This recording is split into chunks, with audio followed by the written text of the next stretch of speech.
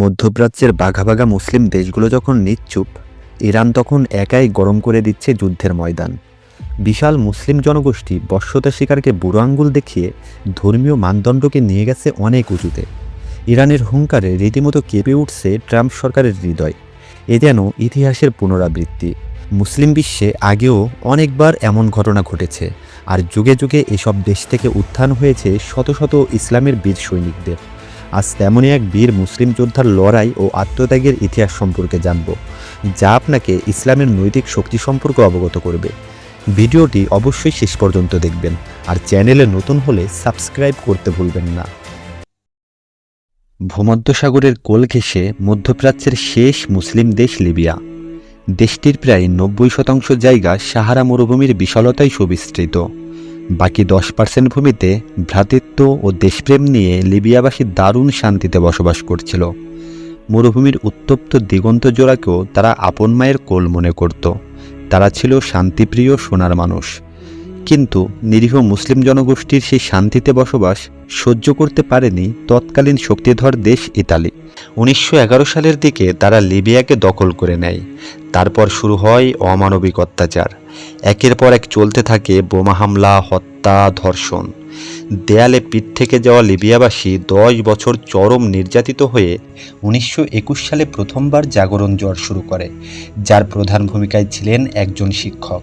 না, তিনি শুধু শিক্ষক নন, ছিলেন একজন ধর্মপ্রাণ মুসলিম।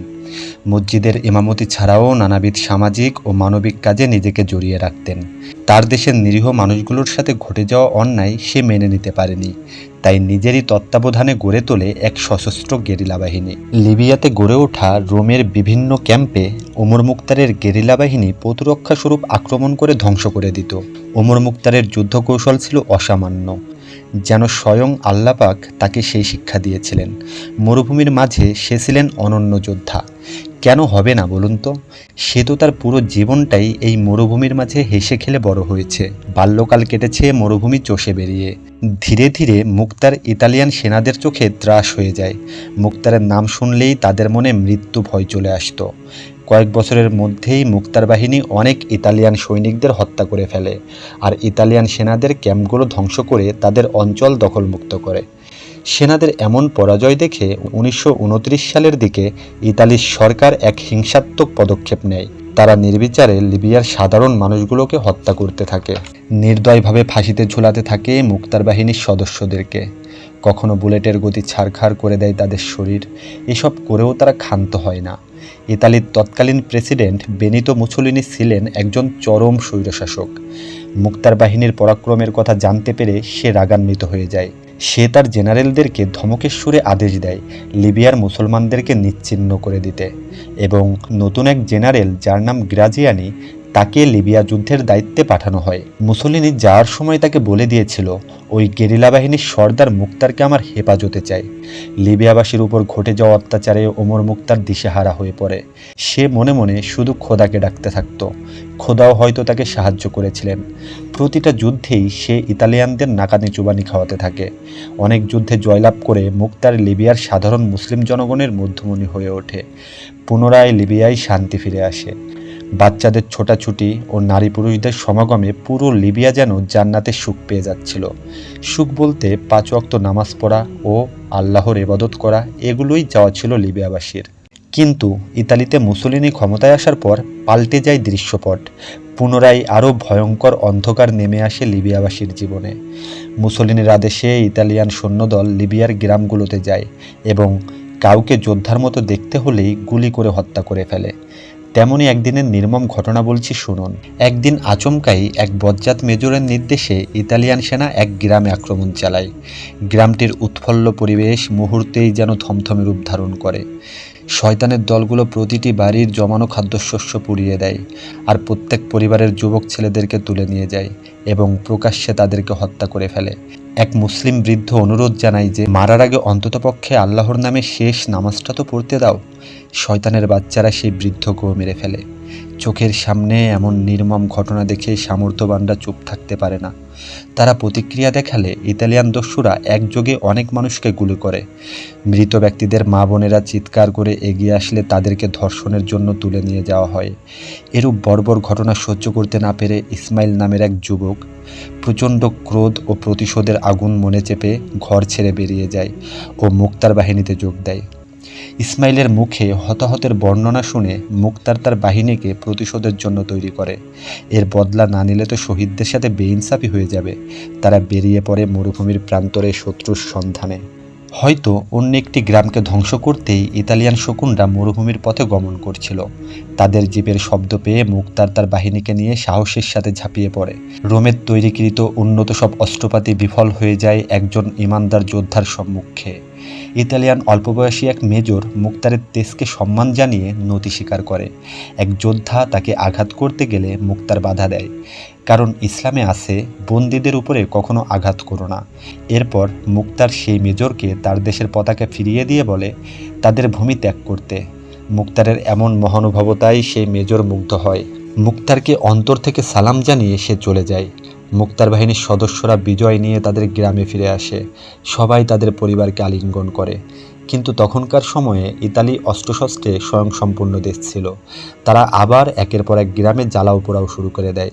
পুরুষদেরকে নির্বিবাদে হত্যা করতে থাকে এবং মহিলাদেরকে ক্যাম্পে তুলে নিয়ে যায়।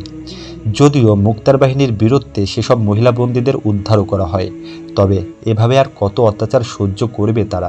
দীর্ঘ 20 বছর ধরে এমন নিপীড়ন চলে যাচ্ছে।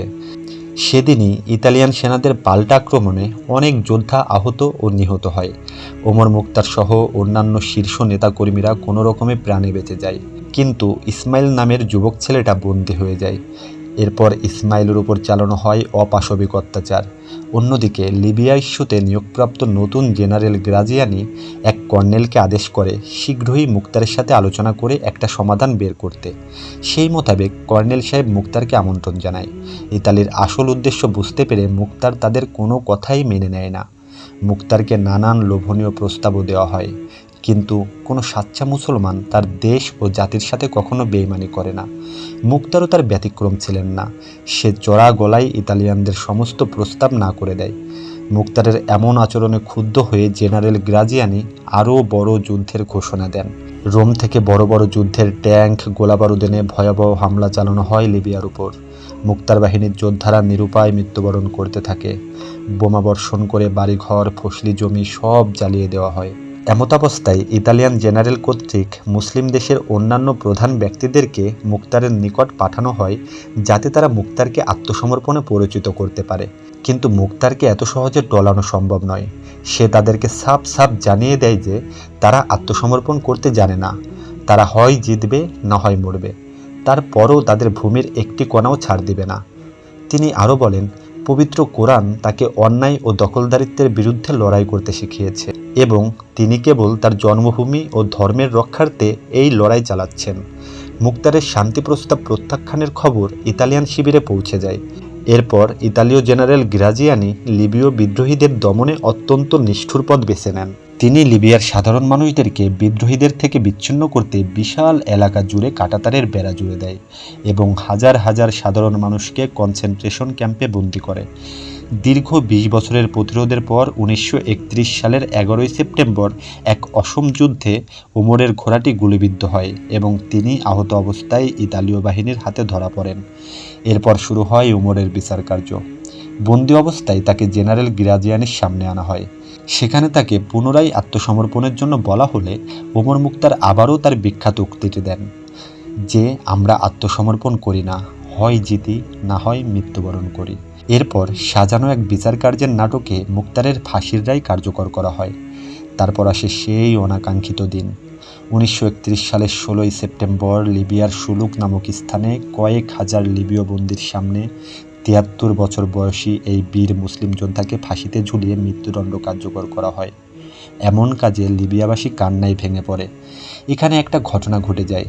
ওমর মুক্তারের ফাঁসির পর তার চশমাটি মাটিতে পড়ে যায় এবং একটি ছোট ছেলে সেটি কুড়িয়ে নেয়। এটি প্রতীকীভাবে বোঝায় যে ওমর মুখতারের চেতনা, দেশপ্রেম ও সাহসী মানসিকতা তার পরবর্তী প্রজন্মের কাছে হস্তান্তরিত হলো। ওমর মুখতারের মৃত্যুর ২০ বছর পর অর্থাৎ ১৯৫১ সালে লিবিয়া একটি স্বাধীন দেশ হিসেবে আত্মপ্রকাশ করে। ওমর মুখতার তার দেশের মুক্তিকামী মানুষের চিরমুক্তির দিনগুলো সশরীরে দেখে যেতে পারেনি, তবে তিনি রয়ে গিয়েছেন প্রতিটা কোণায় ও প্রত্যেক লিবিয়াবাসীর হৃদয়ে। লিবিয়ার বর্তমান পতাকায় যে কালো রঙের মাঝখানে সাদা চাঁদ ও তারা রয়েছে, সেটি মূলত সেনুসি আন্দোলনের প্রতীক, যার পতাকা তলে ওমর মুখতার লড়াই করেছিলেন। তাকে আজও লিবিয়ার জাতির পিতা এবং জাতীয় বীর হিসেবে শ্রদ্ধাভরে স্মরণ করা হয়। ওমর মুখতারের জীবন আমাদের শেখায় যে অস্ত্রের চেয়ে আদর্শ শক্তিশালী এবং জালিমের চেয়ে আল্লাহ বড়। একজন মুসলিম হিসেবে মাথা উঁচু করে বাঁচা এবং প্রয়োজনে সম্মানের সাথে মৃত্যুবরণ করাটাই প্রকৃত বীরের ধর্ম। ভিডিওটি ভালো লেগে থাকলে একটি লাইক করুন। এই ধরনের ভিডিও আবার দেখতে চ্যানেলটিকে সাবস্ক্রাইব করে পাশে থাকা বেল আইকনে চাপ